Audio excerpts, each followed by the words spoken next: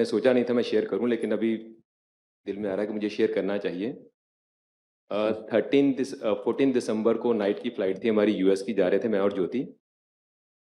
अ, एक दिन पहले हमें इंफॉर्मेशन मिलती है कि फ़्लाइट 1 बजे रात को नहीं है, अब 2 बजे है। हम दोनों गए, फ़्लाइट बोर्ड किया।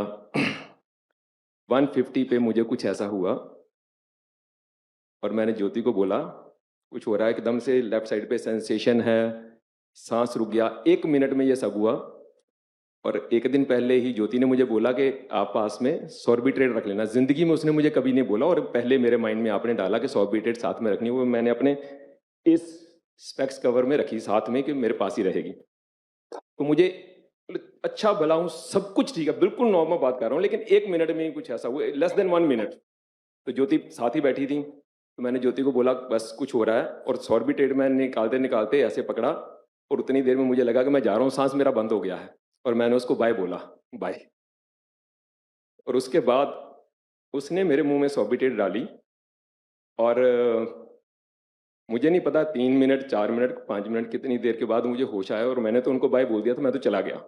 लेकिन जैसे ही थोड़ी देर के बाद ज्योति ने बुलाया, दादा क्या कर रहे हैं, दादा आ जाओ। मुझे नहीं पता उन्होंने किस तरीके से आपको याद किया। बाद में उन्होंने मुझे बोला कि मैंने तो दादा को बुलाया, दादा प्लीज़ आप आएँ, देखें इनको।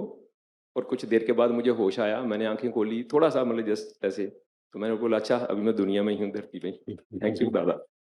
उसके बाद फिर इमरजेंसी में मुझे ले जाया गया, टेस्ट किए गए, कार्डियक अटैक था, लेकिन इको में भी नुक्स था जो इनके मुताबिक, ईसीजी में भी था फॉल्ट।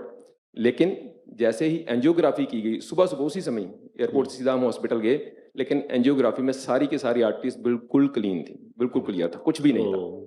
और एयरपोर्ट से निकलते निकलते ज्योति ने मैसेज किया मैथ्रीलाइट ग्रुप में, और रात को 2 बजे निखिल जी का फोन आता है मैथ्रीलाइट के लिए, और इन्होंने मैथ्रीलाइट दी जब मैं एम्बुलेंस में हॉस्पिटल की तरफ जा रहा था। लेकिन जैसे ही मैथ्रीलाइट के बाद एंजियोग्राफी की गई, तो सारी की सारी आर्टरीज बिल्कुल क्लीन थी। और अब उसके बाद मतलब जैसे 1 महीना कुछ दिन हो गए हैं, और अब मुझे ऐसे लग रहा है कि मैं डिवाइन लाइट का एक्सपीरियंस भी साथ में शेयर करता हूँ, कि मैं डिवाइन लाइट के सामने हमेशा बैठकर मैं सिर्फ यही प्रेयर करता था।